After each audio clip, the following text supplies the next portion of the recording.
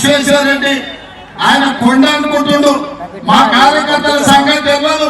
మేము అండగా ఉంటే కొండైనా బండైనా మా కార్యకర్తలు బద్దలు కొట్టారు.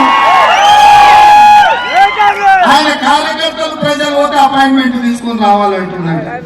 అపాయింట్మెంట్ ఏమన్నా నీ దగ్గర వ్యాపారం చేయడానికి వచ్చిందా, లేకపోతే నీ దవాఖానలో ఏమన్నా దుడ్డు తక్కువ చేయమని వచ్చిందా? నీకు ఓట్లు వేసినందుకు వాళ్ళకి సమస్య ఉన్నప్పుడు వాళ్ళు వచ్చి కలుస్తారు. విశ్వేశ్వర రెడ్డి కలవాలి, శాతనైతే సాయం చేయాలి. నీ దవాఖానలో ఏమన్నా ఉంటే ఫీజులు తగ్గించాలి. అందుకే ఇవాళ విశ్వేశ్వర రెడ్డి రాజకీయాన్ని కూడా ఒక వ్యాపారం లాగా చూస్తున్నాడు. లాభసాటి వ్యవహారంగా చూస్తున్నాడు. ఎంత పెట్టుబడి పెట్టినా ఎంత లాభం వచ్చిందని చూస్తున్నాడు. అట్లాంటి వాళ్లకు రాజకీయం కుదరదు.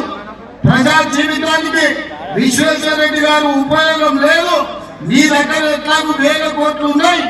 మీ మోడీ నాడు ఉత్తరప్రదేశ్ లోనో, బీహార్ లోనో, రాజస్థాన్ లోనో రాజ్యసభ తెచ్చుకో విశ్వేశ్వర రెడ్డి.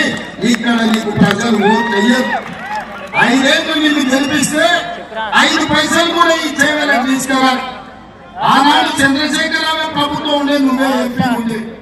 మళ్ళా ఇవాళ 10 ఏళ్ళు తెలంగాణ మోసం చేసిన మోడీ పక్కన చేరి ఇవాళ మోడీ తరఫున ఓట్లు అడుగుతున్నాం. నేను చూడిగా అడుగుతున్నా విశ్వేశ్వర రెడ్డి గారిని. ఆనాడు కాంగ్రెస్ పార్టీ సోనియా గాంధీ గారు ఔటర్ రింగ్ రోడ్డు చుట్టూతా ఐటీఐఆర్ కారిడార్ ఇస్తే ఆ ఐటీఐఆర్ కారిడార్ ద్వారా వేలాది కోట్ల రూపాయల పెట్టుబడులు తెలంగాణకు వచ్చి లక్షలాది ఉద్యోగాలు ఈ ప్రాంతంలో వచ్చేది. ఐటీ పరిశ్రమలతోని ఈ ప్రాంతం అంతా అభివృద్ధి చెందేది. ఈ మహేశ్వరం అంతా కలకలలాడేది.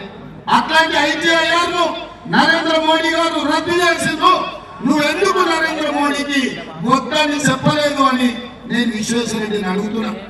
బయ్యారం ఉక్కు కర్మాగారం సోనియం ఇచ్చింది, అది రద్దు చేసిండు.